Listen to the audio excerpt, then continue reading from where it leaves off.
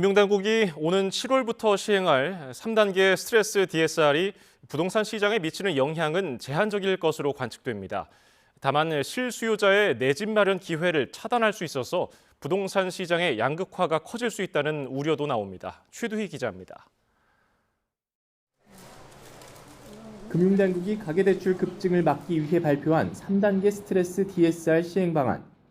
수도권은 대출 규제를 강화하되 비수도권은 현행 수준을 유지하며 대출 금리를 차등 적용하는 게 핵심입니다.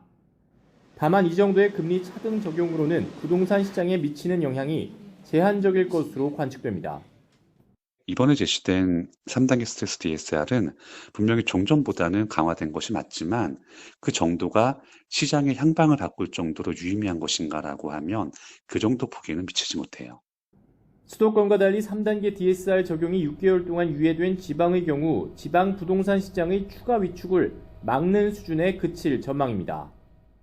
미분양 적체라든지 이제 수요 부족에 시달리는 모습이라 이번 조치로 시장의 온기까지 기대하기는 어려울 것으로 보여지고요. 지방 시장의 대출로 인한 추가 위축을 막는 정도의 효과에 그치지 않을까 싶습니다. 반면 3단계 스트레스 DSR이 적용될 경우 부동산 시장의 양극화가 더 심해질 거란 우려도 나옵니다.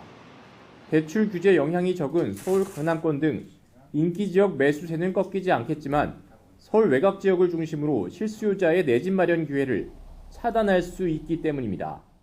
서울 외곽 지역 같은 경우에는 대출 규제가 사실상 매수 의지를 꺾을 수 있는 여지도 있다고 보여집니다. 이렇게 되면 이제 지역별 양극화가 나타나는 문제가 있어요. 오는 7월 3단계 DSR 시행을 앞두고 대출 규제가 강화되기 전 막차를 타겠다는 대출 수요가 급격히 몰릴 가능성도 있습니다. YTN 큐두입니다.